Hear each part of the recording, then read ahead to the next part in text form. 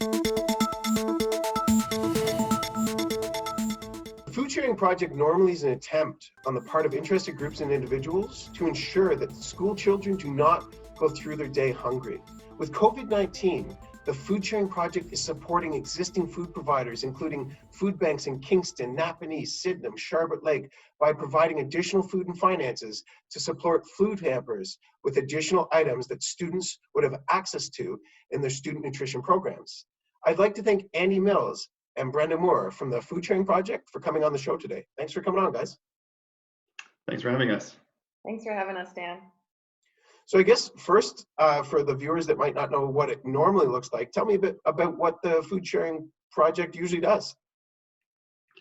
Sure. The Food Sharing Project has been around since the early 80s, and what we typically do is we work with schools and school boards, 4 public school boards in our region, and we supply food for student nutrition programs that are held at those schools. So those are school meal or snack, breakfast or lunch programs that are run through the schools by volunteers in the school.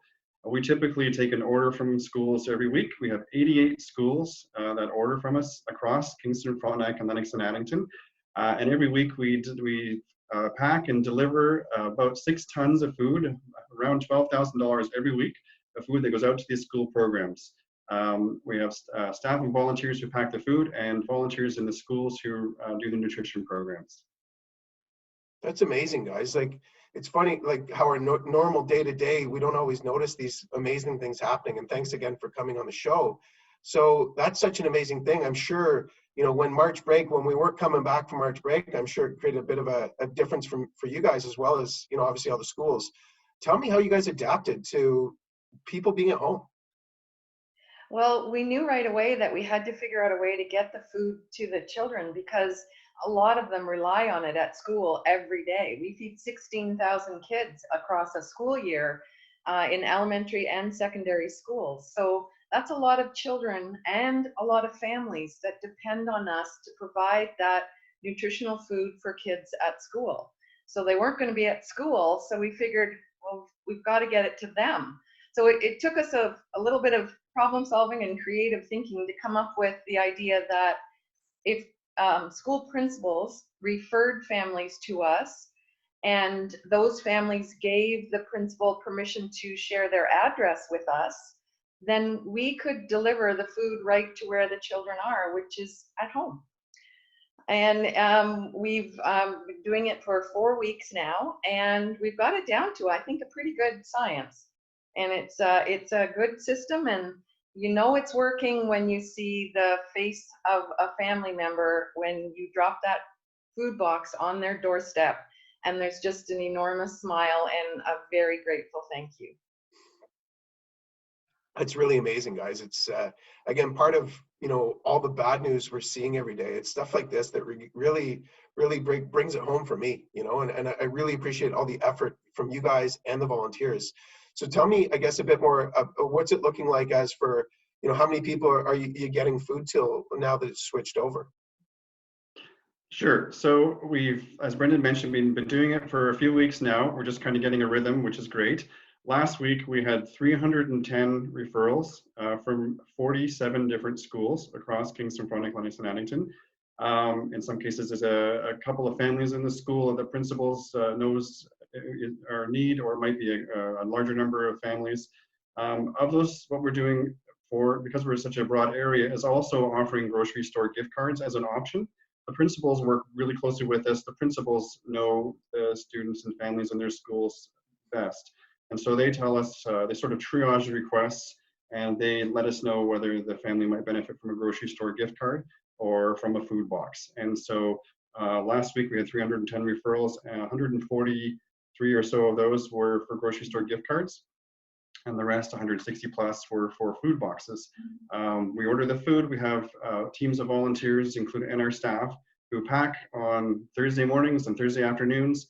And then on Friday, we engage and some more volunteers. We have about 15 or 16 different delivery routes, and they time them out every 15 minutes all day long, and we load them up, and they go out and deliver food to the families in need. So not only did we have to figure out how to get the food to the kids, we had to figure out how to do it within COVID-19 protocols. So that was also part of the figuring out to do. But I know that certainly our staff and volunteers and our families really appreciate that we can do it and keep everybody safe. 100%. So how many good people are behind this? I know there's probably countless, but how many volunteers and staff are how many does it take to make all this happen? Sure, I can speak to that. So our staff, our regular complement of staff is 3 people. That's it, myself, and then a warehouse manager and a warehouse assistant who does our deliveries most of the time under normal circumstances. So the 3 of us are here, and then we've also, Brenda has been wonderful at being a volunteer coordinator basically for the last few weeks. And we've had lots of requests from some of our board members and others who are interested in helping. Most recently, we've been talking, schools have been, educational assistants in schools have been participating in helping us pack some of the food boxes as well. So that's great, it gets them engaged. They're also calling the schools, call the families. We call the families a day or 2 before to let them know when to expect their food box. And so it's really terrific to have the EAs involved because they know those families and they know those schools and they can have that connection. It's another chance to check in with those families and see how they're doing. So it's a little bit of relationship building as well as just providing food. Well, it really takes a village. I mean, you guys are showing how quickly, the need didn't disappear because of COVID. So I really appreciate all the effort you guys and the whole team behind you put into this. Now, if somebody's watching this, how could others support you? Is it through voluntary or donations, or how can others get involved? Well, one of the great things that somebody can do to help us is make a donation to the Food Sharing Project. And you can go to our website, which is foodsharingproject.org, and there's a donate button that is very conveniently located on our homepage. And that is a big help for us.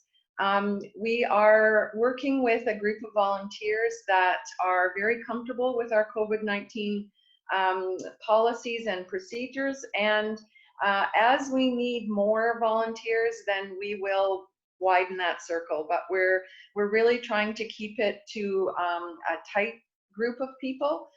It gives us the confidence that we can continue to do the safe delivery process. Which 100% right? I mean, that makes complete sense. So I guess we're nearing the end. I'm just thinking overall, is there anything I missed while capturing this? Such a great story, such good news. And again, I really appreciate it personally, but I know I can only imagine how many people are watching this thinking how amazing what you guys turned around in such a short period of time. Is there anything I missed or you think we should reinforce in this interview? Yeah, I'd like to mention a few thank yous. It would not have been possible without the willingness, first of all, the Food Sharing Board of Directors to think outside the box and allow us to do something that is completely different than what we do normally. And to both Algonquin Lakeshore Catholic District School Board and Limestone District School Board, the staff support that we've had right from the very moment that the school closure happened, the support was there to help us figure out a way to do this. And then we have developed, expanded a partnership with Isthmus Canada, and through them with Rotary Clubs of Kingston. And both Isthmus, which traditionally packs food into backpacks for kids to take home on the weekends. Okay. So we have partnered with them to be able to bump up their weekly food delivery to those families. And Rotarians from clubs all across Kingston are helping with the volunteer tasks during that week that we do that. So there's a lot of people that are behind the scenes, and just their willingness has allowed this to happen.